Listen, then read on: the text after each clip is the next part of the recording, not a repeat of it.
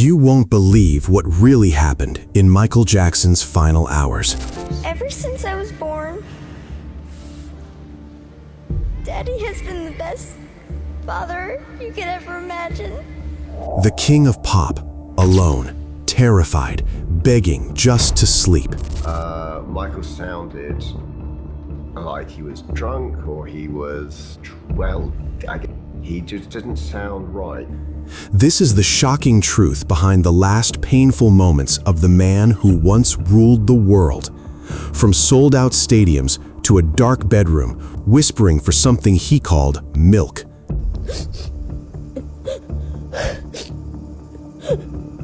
But that's not all. Behind the comeback that was supposed to save his legacy, 50 massive shows, millions on the line, a desperate fight to prove he was still untouchable. Michael was breaking. Too thin, too tired, unable to sleep, haunted by accusations that nearly destroyed him. At 12:05 today, Michael Jackson was taken into custody. What happened when they arrested you? What did they do to you? They were supposed to go in and just check fingerprints and do the whole thing that they do when they take somebody in. They manhandled me very roughly. My shoulder is dislocated, literally. It's hurting me very badly. I'm in pain all the time. See this arm? This is as far as I can reach it. Same with this side over here. Because of what happened at the police station? Yeah. Inner circles say he was restless, paranoid, shattered. The icon who moonwalked across the planet couldn't even rest his own mind. You want to, and on top of it, you got to go on stage in the spotlight in front of hundreds of thousands of people and just, God, it's hard. I would have been happier wearing a mask. And then a controversial doctor enters the picture. No proper monitoring, no hospital equipment, gallons of a surgical anesthetic being delivered inside a private bedroom. Why? Why would the most famous entertainer on earth risk everything for a few hours of unconsciousness? The bedroom was a mess. But wait until you hear what happened the morning of June 25th. A desperate demand. A doctor who left the room. Phone calls made. Evidence moved. 90 minutes before 911 was called. Some say it was negligence. Others believe he was silenced. Battles over billions, music catalogs, powerful enemies. Sony Tommy Mottola. Tommy Mottola is the president of the record division. He is a mean, he's a racist, and he's very, very, very devilish. Was this a tragic accident or something far more sinister? The world saw a superstar, but behind closed doors, Michael Jackson was exhausted, financially strained, emotionally fragile, and fighting to survive his own comeback.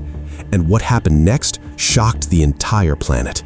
Stay with me, because the final 24 hours of Michael Jackson's life are more disturbing than anyone ever imagined. 750 million records sold worldwide, 13 Grammy Awards, the Thriller album, the best-selling album of all time.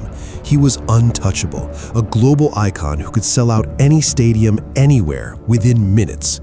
But by 2009, everything had changed. The allegations from 1993 and the criminal trial in 2005, even though he was acquitted, destroyed his image forever. The world that once worshipped him now looked at him with disgust, derision, even hatred. Here's what most people don't know. Michael Jackson was drowning in debt. Despite earning over $1 billion during his career, by 2009 he owed between $400 and $500 million. How does that even happen? Neverland Ranch alone cost him $5 million per year just to maintain. The staff, the animals, the amusement park rides, it was a money pit. Just come out on your own? Yes. And go on a ride? Yep. Usually the carousel, I'll play music. I love playing classical music on the carousel. Because I love something like Childhood or Smile, you know? Legal fees from the 2005 trial, over $30 million. His spending was absolutely out of control. He would go on shopping sprees, spending hundreds of thousands of dollars on antiques, artwork, and extravagant gifts. The banks were closing in. Foreclosure notices were piling up. His beloved Neverland was about to be seized. He was desperate.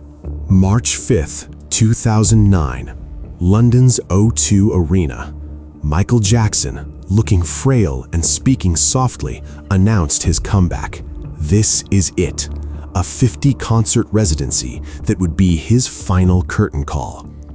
Originally, he had agreed to only 10 shows, but AEG Live, the massive promotion company backing the tour, pushed him into 50 performances. Why? Because they had invested over $30 million in production costs. Michael's contract stated he would earn approximately $100 million from the tour. It was his only way out of financial ruin. But here's the terrifying part. People close to Michael said he never wanted to do 50 shows. He was pressured into it. His friend and spiritual advisor, Deepak Chopra, later revealed, "Michael told me, I don't know if I can do this. They're going to work me to death." I'll be performing the songs my fans want to hear.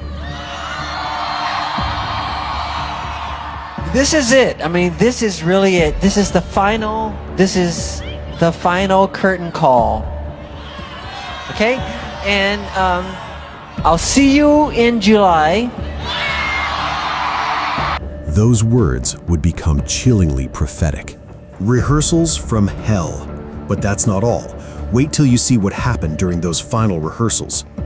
By May 2009, rehearsals were in full swing at the Staples Center in Los Angeles, and Michael was falling apart.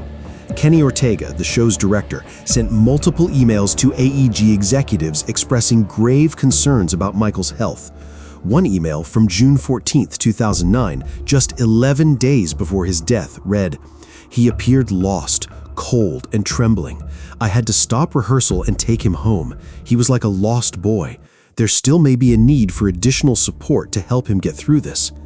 Additional support? Michael needed a hospital, not a pep talk. Production staff reported that Michael would show up to rehearsals wearing multiple layers of clothing, shivering uncontrollably even though the room was warm. His weight had dropped to approximately 136 pounds on a 5'9" frame. For perspective, that's severely underweight for an adult male. Now here's where things get really dark. And if I failed to cooperate with them, they would introduce that refusal at any trial as an indication of my guilt. It was the most humiliating ordeal of my life, one that no person should ever have to suffer. Michael Jackson hadn't had a proper night's sleep in years. Think about that for a second. Years without natural sleep. The pressure, the anxiety, the trauma from the allegations, the exhaustion from decades of performing, his mind simply wouldn't shut down.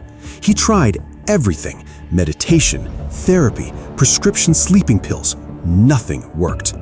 His personal physician, Dr. Alan Metzger, later testified that in April 2009, Michael had asked him for medicine to help him sleep. Dr. Metzger refused, telling Michael, "This is dangerous and potentially life-threatening. Nobody takes all at home." But Michael was obsessed. This is where the story takes its most sinister turn. Dr. Conrad Murray was a cardiologist with practices in Las Vegas and Houston. He was not a sleep specialist, not an anesthesiologist, and had absolutely no business administering propofol. Okay, so let's talk about Michael. Since we have you here, I want to hear about this person you call your friend. You said you knew him better than anyone towards the end of his life, than anyone, correct? Yes. Did he share secrets with you? Of course. The most hidden treasure trove of his life is with me. But he had something else: debts of his own. His medical practices were struggling, he owed child support, and he was facing multiple financial judgments. When AEG Live offered him $150,000 per month to be Michael's personal physician during the tour, he jumped at the opportunity. Here's the insane part. Murray was supposed to be vetted and hired by AEG, but Michael specifically requested him. Between April and June 2009, Dr. Murray ordered massive quantities of propofol.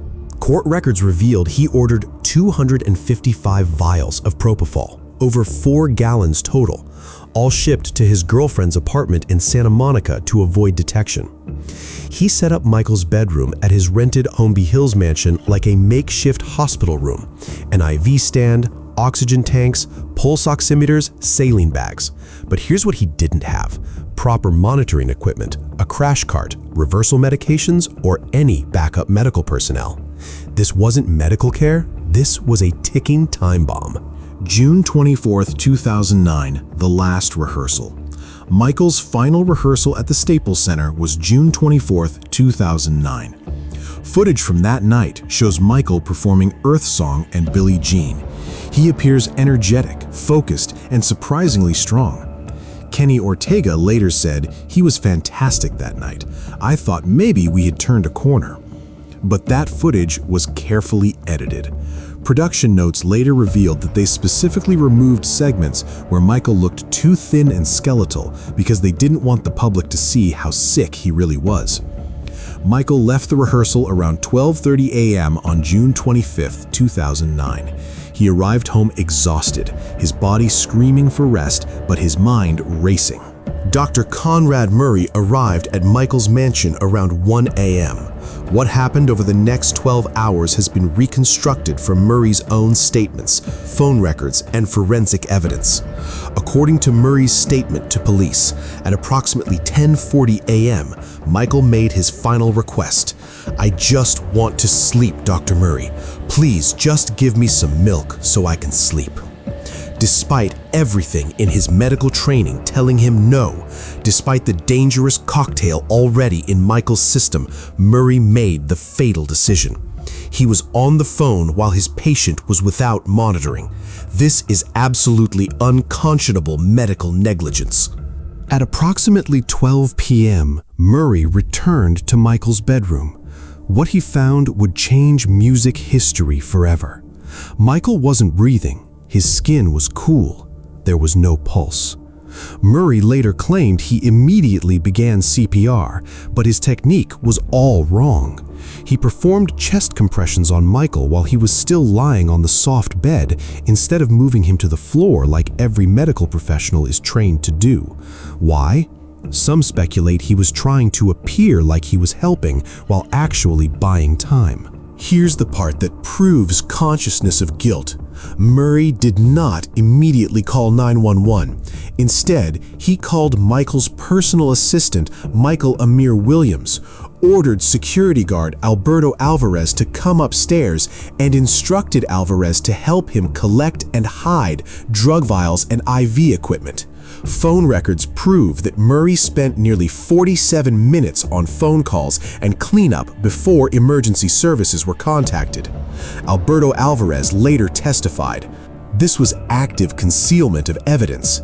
At 12:21 p.m., a full 20-plus minutes after finding Michael unresponsive, someone finally called 911. The call was made by one of Michael's security guards, not by Murray himself. It is believed he suffered cardiac arrest in his home. A team of doctors, including emergency physicians and cardiologists, attempted to resuscitate him. Los Angeles Fire Department paramedics arrived at 12:26 p.m. They rushed upstairs to find Dr. Murray still performing useless chest compressions on the bed. Paramedic Richard Seneff later testified. When we arrived, Michael Jackson appeared to have been dead for some time. His eyes were open and dilated. His skin was cool and pale. There were no signs of life. Despite this, Murray insisted they continue resuscitation efforts. Why?